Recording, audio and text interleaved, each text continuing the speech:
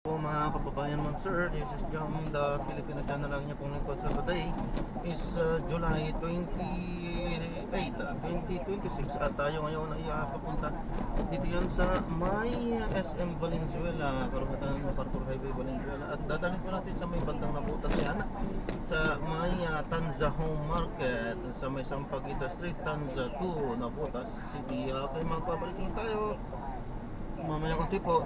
Pag nakuha na po natin sila disclaimer, lamang po ang content po natin ni Kalsada at hindi ang 856. Ang passenger kaya nga naman, sakali man po na may marinig kayo mga pangalan ng lugar, pangalan ng tao, pangalan ng organisasyon sa government o private man yan, ay wala pong kinalaman ang channel nito at wala pong pinapatungkulan lahat po ng pinag-uusapan dito ay pangong dito lamang po yan sa loob at wala pong pinapatungkulan sa labas. Magbabalik po tayo mamaya kasi po pag nakuha na po natin sila. Ito yata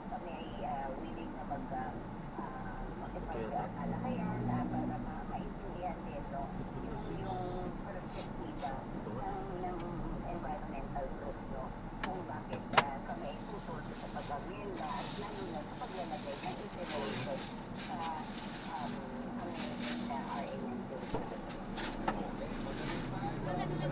yes po, ma'am. Morning po.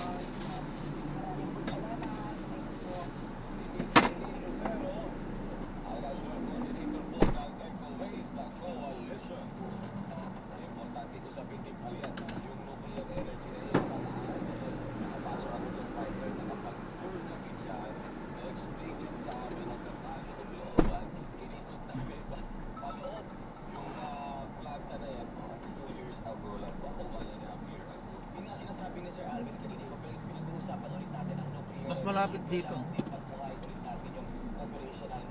Mas malapit dito.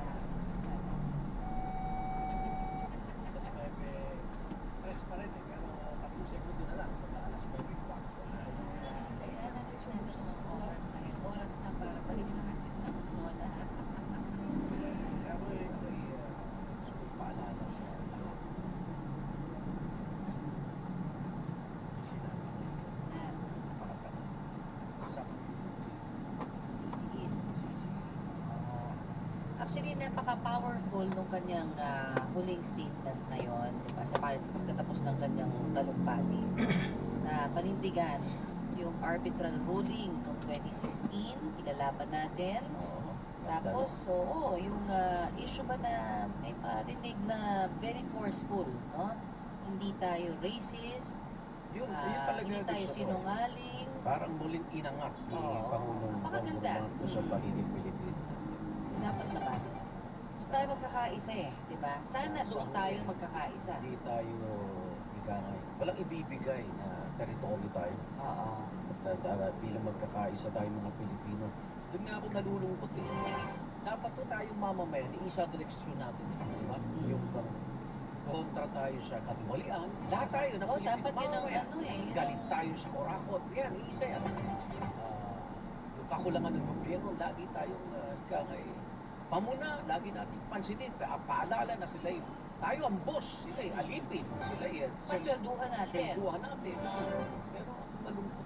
Tayong mga mamayan ngayon ay patak-patak. Oo. Kaya nga, itong usapin sana ng West Philippine Sea, dito sana tayo buo eh. Pero unfortunately, partner, even dito sa issue nito, may mga Pilipinong napipili.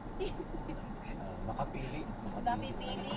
Kasi pinipiling ng ibang mga politiko para sa kanilang agenda. Tapos may nakikita pa akong nagyayabang o kaya sinasabi na hindi ko pinanood o hindi ako nakinig. Hindi interesado. Dahil wala rin naman sasabing bago. Alam nyo, baka nakakalimutan nyo. Tandaan po natin ito. Lalo na sa mga nagnanais pang tumakbo o kung ano nung pinupuna nyo. Natural lang po yun eh. May freedom of ano tayo, expression. Pero pakinggan nyo para alam nyo yung nangyayari sa bansa. Nagsisinungaling ba o nyo. hindi? Oo. Diba? Kayo naman nakakaramdam yan. Pero yung hindi kayo interesado, hindi kayo manonood, hindi kayo makikinig. A true leader or a good leader is also a good listener. Dapat nakikinig. Dapat nakikinig. Kasi, kunyari, sa mga lahat ng inilatag niya, naglatag siya ng problema, naglatag din siya ng mga solusyon. Imposible man o hindi, kung kayo mga malapit na eleksyon, kung kayo ba'y magiging susunod namin mga leader, alam niyo ba gagawin niyo? Eh, hindi niyo alam nangyayari sa bansa. Baka naman meron silang ibang paraan para malaman. Naku, Kaya sinasabi nga nung iba na partner, ako, kahit pa paano. yung oras nila ay ayaw nilang masayang. Kaya ako nakinig kasi nanood. Talagang tinaga ko eh. Oo, buong buo. Dahil gusto kong pagdating dito, mag-uusap po tayo. Alam natin ang Maganda sa direksyon. tenga, pero eto in fairness din sa mamamayan, masarap pakinggan, pero magagawa ba agad-agad? Lalo na ang hamon nito, ang babanggiin mo po, kunyari, alisin yung systems loss, o alisin yung VAT, lalabanan mo, Mr. President, mga oligarchs, mga mayayaman. Mayayaman. Pero, Pangalawang tanong, Mare. sige, O sige, alisin mo yung systems loss. Ba, ganda, pakinggan eh. Malaki mababawas, 5%. Alisin mo yung VAT, 12% din yan. Yes. So, 17% na halos. pati yung mga sa magnenegosyo, di ba? Magkakaproblema ka naman sa kita ng gobyerno, sa revenue. Sa Yung revenue loss na tinatawag. uutang ka ba? Hindi malinaw eh.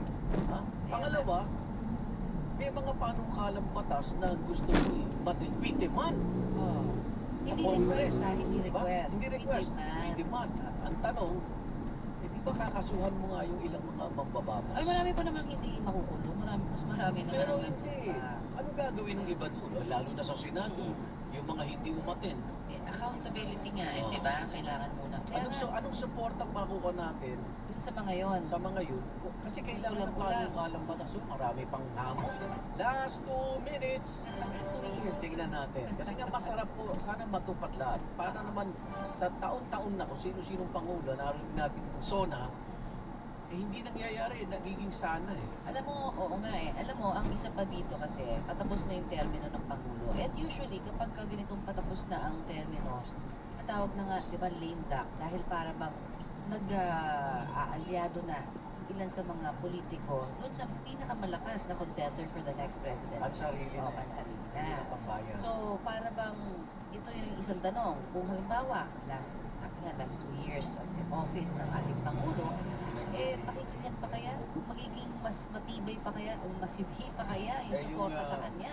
Yung SONA, Mare, sa next year, babay na yun. Ayun. Mamamaalam Yun na lang ang nga. siya. Kaya di ka ba? last 2 years, Mahalaga itong SONA mahalaga ito. ngayon. Kaya nga, ihabol natin kung anong pwedeng makaya. Okay. Maganda naman Pag-uusapan natin. Ihimayin natin ang State of the Nation Address 2026 si Pangulong Bongbong Marcos.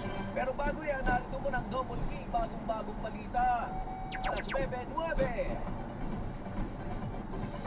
Presyo ng ilang uri ng produktong petrolyo malapit na namang sumampa sa 100 piso kada litro kasunod ng ipinatupad na malakihang dagdag presyo ngayong araw. Ang binanggit niya rito, nuclear energy tayo. Yes, para sa ating kuryente. Maibaba yung mga solar energy na yan, di ba? May kuryente. Yan. Nasa 50 billion pesos mawawala sa kita ng gobyerno sa loob ng isang taon sakaling maipatupad ang mga reforma sa buwis na hiningi ni Pangulong Bongbong Marcos sa kanyang SONA ayon kay House Committee on Ways and Means Chair Miro Quimbo. 50 billion. 24 oras pa lang.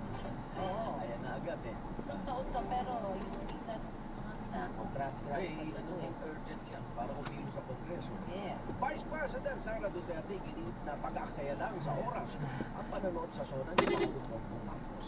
Pangako 20 pesos na bigas at pagpakulong sa mga sangkot sa flood control anomaly bago magpasko, hindi manutinupad ng Pangulo. Inanunsyo ni Pangulong Bongbong Marcos sa kanyang State of the Nation address na malapit ng kasuhan ng ombudsman ang pinsan na si dating House Speaker Martin Romualdez, tinawag ni Senador Amy Marcos na nagpupudol lang. Hindi naman itabi Senador muna. Robin Padilla nagpasalamat kay Pangulong Bongbong Marcos para sa paggamit ng Wala na talaga ng disiplina sa malaking bahagi ng SONA dahil mas Pwede naman idiretso muna dyan, tabi muna, bago sumakay. Golfer ka rin? Kasi nagpapla kita ng Humahampas sa lupa. Disiplina talaga ang kulang din sa atin. Senador Padilla. Ba't naman Hindi na? ba tingin niya sa sarili? Pero salamat po talaga. Maraming nakaintindi pa dahil Dapat naman talaga, di ba? Yun naman ang wika natin. Dapat. Davao Oriental, niyagig naman ang magnitude 5.6 na lindol kanina pasado alas 7 ng umaga. Alas 9:11. Kung may pandalama, kung may perwisyo, mabaya sa bayan, suko ang Metro Manila Lawyers for Commuter Safety and Protection hindi tutol sa pansamantalang taas pasahe. Sunod-sunod na naman ang taas presyo sa mga produktong petrolyo. Ang detalye niya ni Ate Di Alan Gatus. Alan, Hindi tutulga ang Lawyers for Commuter Safety and Protection o LCSP sa pansamantalang taas ng basahe. Ito'y dahil sa walang silbahay na pagtaas ng mga presyo ng petrolyo. Ayon kay LCSP President na Tulio Lindon, malaki ang may tutulong sa mga lugar sa pansamantalang taas basahe. Hanggang sa ngayon, ang bank para alisin na mga uwi sa lanita. Hindi po pwede anya na iasa na lang sa ayuda ang mga nasa pampublikong transportasyon na nakakalungkot ng anya na hindi nabanggit ng Pangulong Bongbong Marcos sa kanyang suna ang pan-comprehensive tulong para sa mga nasa sektora ng transportasyon na tumasalo sa ngayon ng big time all ice. Ako sa alagat ng David Brando Beach, Bawal B, Malita, Totoo. maraming salamat Alan. Alas 9:13. Samantala, Ito naman, pagkasawir ng isang rainy ka dahil po sa heat stroke, inimbestigahan na ng Philippine Navy. Si Mark Bacalaro ang pagdebate. Mark? Nagsasagawa na ng formal na investigasyon ng Philippine Navy sa pagkasabot ng isa nilang training ng nakaraang linggo. Ayon kay Navy spokesperson Captain Marisa Martinez na talagang naval officer candidate na si Aldrin Tulaluan, matapos ang makumpleto ang 5-11 runs sa naval station, they revealed no Gatiki. Saka nasumanda siya ng pagkakito at pagkikipang sa katawan ng July 21 bago na wala ng matay. Lumabas naman sa isang medical assessment na nakaranas ng Marja Regia, in-extraction at electrolysis panel ng 3 at dinala sa San Marcos City Hospital para bigyan ng atensyon medikal. Ang nagdalhin sa ICU, dadahin mo siya na merong stroke. Para mas matutukan ang kondisyon, nilipat siya sa medical center. Pero sa kabila na ito, hindi na siya nabuhay. Dahil monitor at nagpapagkakaroon siya ng severe infection, pinakapit sa kanyang central nervous system at nag-commit pa ang kanyang respiratory system. Ngayon, wala pang namang nakikita na indikasyon month, matuloy na nakikipag-ugnayan sa medical authorities para malaman ang buong nangyari ng mantong sa pagkasabi ng training. Ako si Mark Pangalanan ng Sinay, Superan, hindi na naman balitang totoo.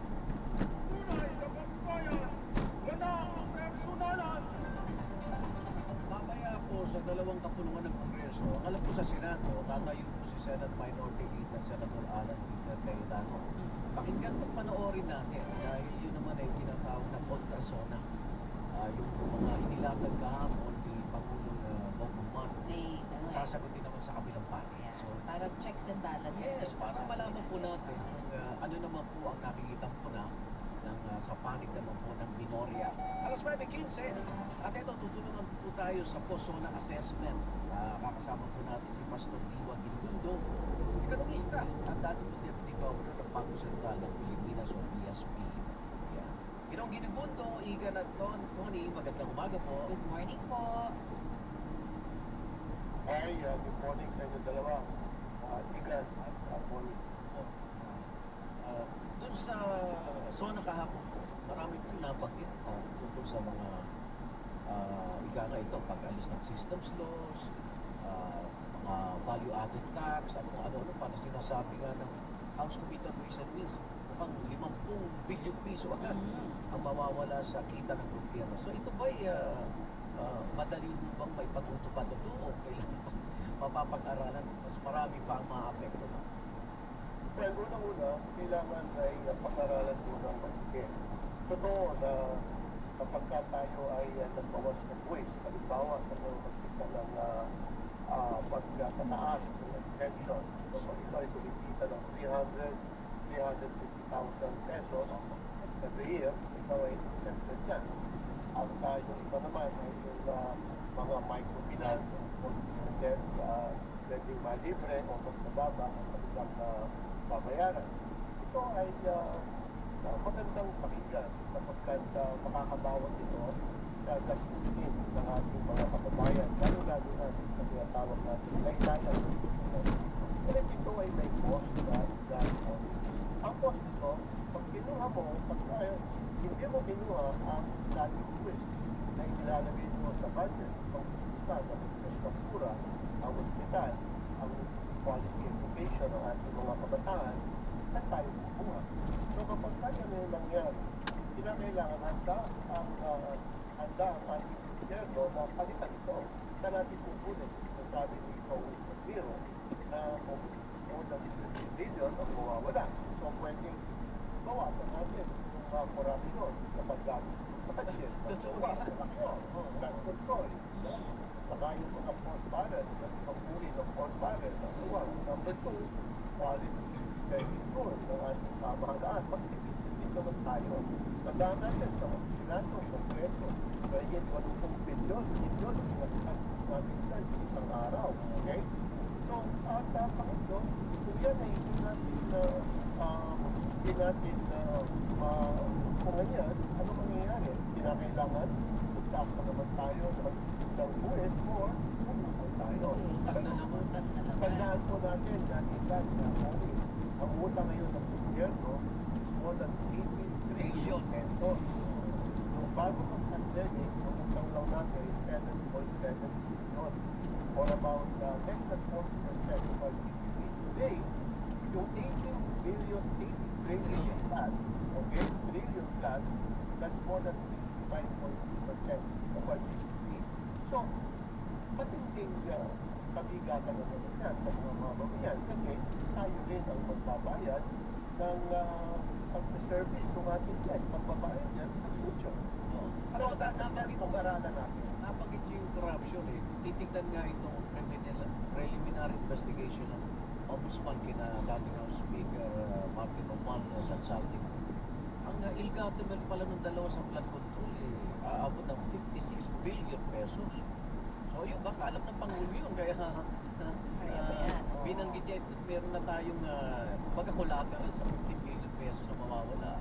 Well, ang ating lamang alam dyan, ay yung sinasabi ng ating mga magbabatas na ang nawawala sa ating budget, halimbawa ang ating budget, trillion, 10 billion pesos, between 20 to 40% ang nawawala sa katiwalian. Sabihin na natin, average 20 to 40, so 20%. 30% ng 6 trillion is 1.6 trillion. Ilang silid paaralan, ilang ospital, ilang kalsada at tulay ang maitatayo ng 1.6 trillion. Pero ito ay napupunta lang pawala. Ang pasya sa Manila. Yes. Pero ito nga ho, so, meron bang halimbawa, kasi parang naantay natin yung konkreto po na solusyon, anti-corruption na practices, di ba? Ito yung sinasabi nating direksyon na dapat na mas tutunan ngayon. Sinasabing papakialaman na nga, di ba, na ombudsman pati dito sa mga insertions. Would that Nakapantay na really yan. help? Oo, would that really help? Well, makatutulong yun. Ang lahat ng magagawa ng gobyerno upang mapantayan ang wastong paggamit ng ating budget, yan ay makatutulong. Pero ang long-term po dapat sa isang gobyerno ay makamit ang isang economic growth na inclusive, accelerated, and sustainable. Kaya dapat magtutulong ang ating gobyerno, no? Sa list na loob ng 2 taon na maligid pa kasi last 2 weeks na lang sabi nga ni Igan, no? So unang-una dapat ay magkaroon tayo, makinig sana natin kung paano matransform ang ating agrikultura, no?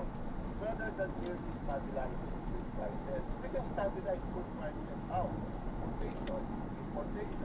Pero after importing, paano naman yung ating mga local farmers? So ang kinakailangan talaga, i-transform natin ang agrikultura. Pangalawa, dapat nagkaroon tayo ng counting idea how the government tends to reverse the learning languages. Kasi punela sa Pilipinas sa reading, sa science, sa math, at sa creative thinking, isa tayo sa pinakamababa. So, thinking forward, 10, 20 years from now, anong uri ng mga estudyante, mga leader ang ating aasahan 10 to 20 years from now. Okay? Tapos pangatlo, we need also to attract quality investment, foreign direct investment ang dapat natin yan. Hindi yung mag-a-assemble lang tayo ng produkto na ginawa sa ibang bansa. Kailangan tayo manufacture, pumunta tayo dun sa higher value stage ng global production upang sa ganon, yung value added sa Pilipino mas mataas. Hindi yung tira-tira na lamang ng global production. Okay? At pangapat, sana, ang naman narinig natin, ano? Dahil sabi na ni Pangulo, ako ay Pangulo na hindi ng aking pamilya, ako hindi Pangulo ng aking mga kaibigan, kundi Pangulo ako ng Republika ng Pilipinas. Maganda yun. That's a very interesting statement. Pero dapat, sana, nakarinig tayo ng kaunting paliwanag. Hindi sa una. Ano ang gusto natin gawin? Itong ayusin ng public procurement. How do we further strengthen digitalization, tax administration, no? Yung anti-corruption, dapat talaga ay nakita ang mga tao na hindi lang pinaksahan, hindi lang nahagla, nahagla, nakulong, at talagang nandun sa loob ng buwan. Okay? So, di ba, dapat ayusin ang pamahalaan ng kanyang financial. Ibig sabihin niya, yung kanyang paggastos at pagkuha ng revenue. Kasi po, ang nangyayari, every year, we have more than 1.5 trillion pesos deficit sa gobyerno, sa ating budget. How do you finance that? Again, either you increase taxes or you borrow. Okay, yun nga, sinabi natin kanina, 18 trillion na yung utang natin. Kumaan siya from 7.7 sa loob ng 1 taon lang eh. So, paano, ano asahan natin na maipagtutustos natin sa mga infrastruktura, edukasyon, public health, at iba pang pangangailangan ng ating lipunan. Kaya yung bagay niya dapat muna ng pansin at pagsalit doon po sa ating State of the Nation address. It was a very straightforward State of the Nation address. Mas konti ang mga rhetoric, pero marami na tayong dapat. Okay. nabanggit din po dun sa State of the Nation address ng Pangulong Pax Silica Initiative, yung US-led international coalition, and ginamit ng AI dito. Ano ba yung, in terms of economic projection, sabi ko ng Pangulong, makakatulong ito for job generating ito for, at marami pang iba, in terms of pagpapataas sa ating ekonomiya. Tama po yan. Ang magiging problema lang doon, ang pagbigay ng ilan ay from the lens of politics. Ano? Totoo na ito ay maaaring ginawa to contain the expansion of China in terms of politics, economy, and the global trade. No? Kapag yung pagkakban ng ekonomiya ng China, kinakailangan niya ng napakaraming inputs, hindi lang ng mga minerals, kung hindi ng iba't ibang mga electronic products that will require a lot of power. Kaya, ito sa Amerika, Amerika, South Korea, Australia, at iba't ibang bansa, kasama ng China. Pero, parang kahit ito, magkakaroon ng AI sponsor. Sabihin na, bakit, magkakahal, bansa, yung puhunin niya, magkakayo ng at ito ay pamumunahan ng AI o innovative technology. Ang gusto niya ay magkaroon tayo ng AI and manufacturing. Production daw. Production. Pero makatutulong sa ating ekonomiya na related doon at pagbigay ng value jobs at mga kababayan. At hindi na lang yung nag-a-apekto tayo, kundi pumunta tayo sa higher level of the global chain. Of course, ang maraming issue dyan, number one, na tayo ng mga tao, that will require a lot of power. Kapag tayo kukuha ng power. Kaya nga dapat tayo, pero kung sinabi ang ating Pangulo, kung sa tayo kukuha ng power, it's not about maraming ibang renewable energy. So, meron tayo siyempre, kung mapagdahan natin yan, ang may natin yung mismong outline ng programa ito, mas higit na makakapili ng mga kababayan natin at magkakaroon ng mas matinding public ownership ang plano ito. So, let's support ang citizen. Maaaring makatulong talaga. Maaaring makatulong, pero bago natin ito hanggang sa agad, mamaya i-reject, pag-aralan natin at i-say natin ang mga detalye nito na sa ating pamahalaan. Ang banda, ang first draft, ito ay makatulong sa atin. Kaya, isa na. Ay, maraming salamat po sa pagpapaliwanag. Ingat po kayo lagi, Pastor Kirikundo. Okay, maraming rin salamat at palain tayo ng ating Diyos. Pastor Tito Kirikundo, Economist, former Deputy Governor tapos ng Palapipilas ng PSP. Inalikan ko yung utang namin. Nabanggit niya kasi, actually, ito, pati sa Ipon Foundation, pero hanggang 2024 pa lang po. Nung panahon ni Paulong Noynoy, nasa 5.95 trillion ang natin.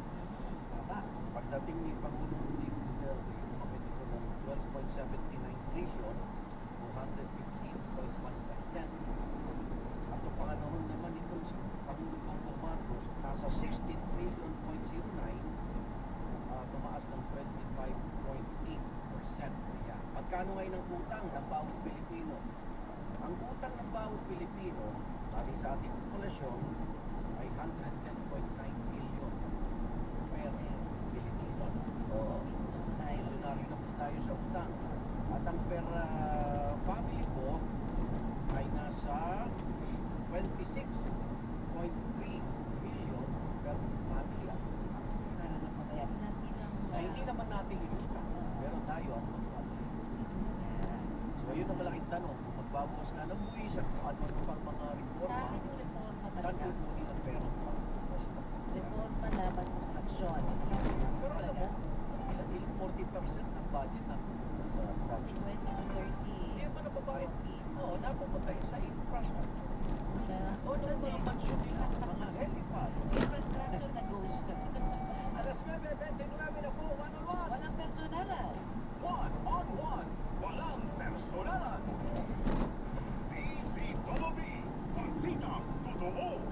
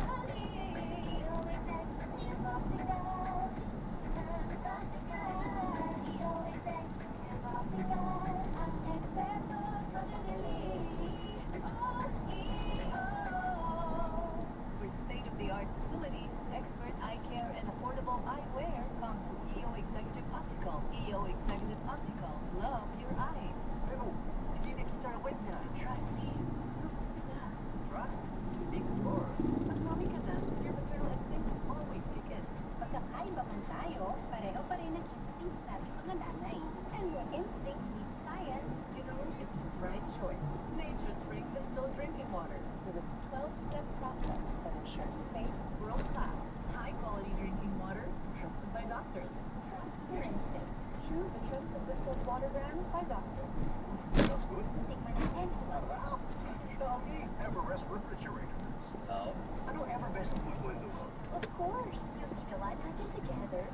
Everest refrigerators. Keep food smelling fresh. Everbest from Everest. Everest Appliances, bringing quality and wellness close to home. Health, wellness, and energy saving. Everbest from Everest. Kung usapang negosyo tayo, alam nyo, dyan papasok ang Global Dominion. Kung kailangan mo ng dagdag puhunan, pwede mong gamitin ang posisyon ng iyong sasakyan bilang collateral. Hindi mo kailangan iwan ang sasakyan. Pwede mo pa rin itong gamitin habang ginagamit ang loan para palaguin ang negosyo mo. Bisitahin ang pinakamalapit na branch ng Global Dominion o ang kanilang website, gdmi.com.ph para sa karagdagang detalye.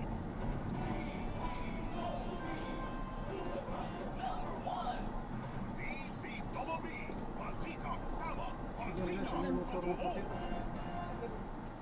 Motor na puti. Ah, ito.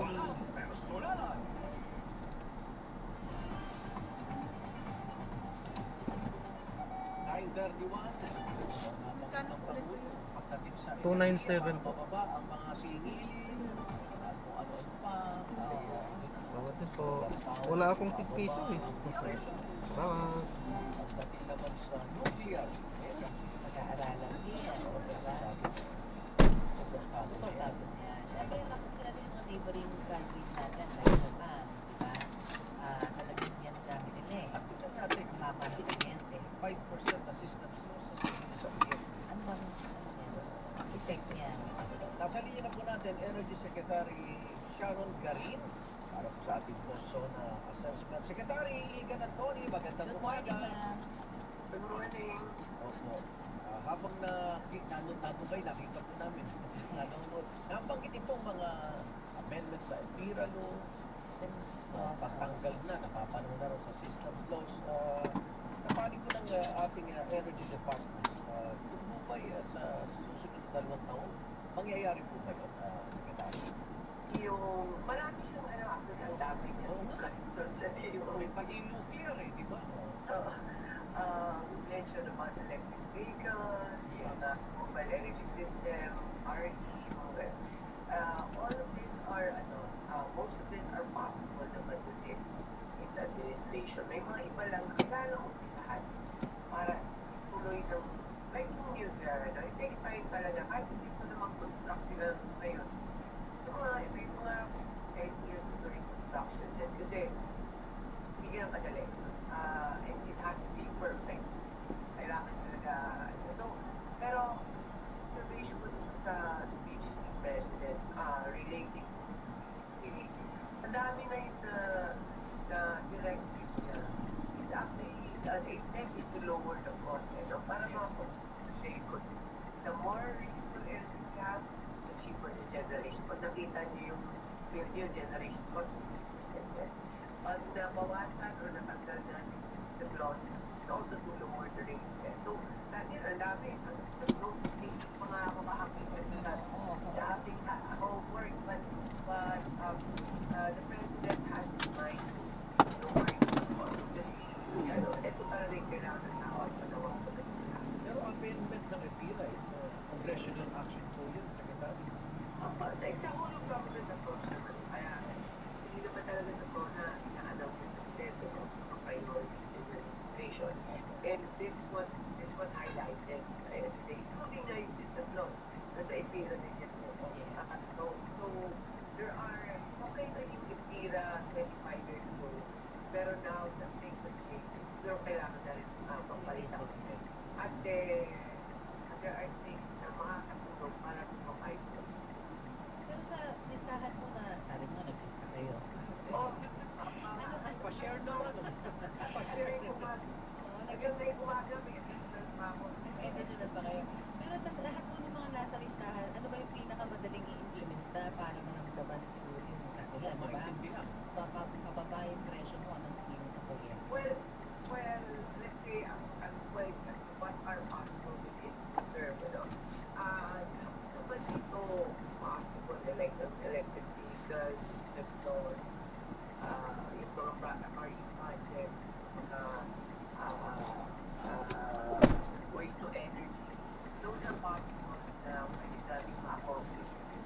lang po. ang medyo may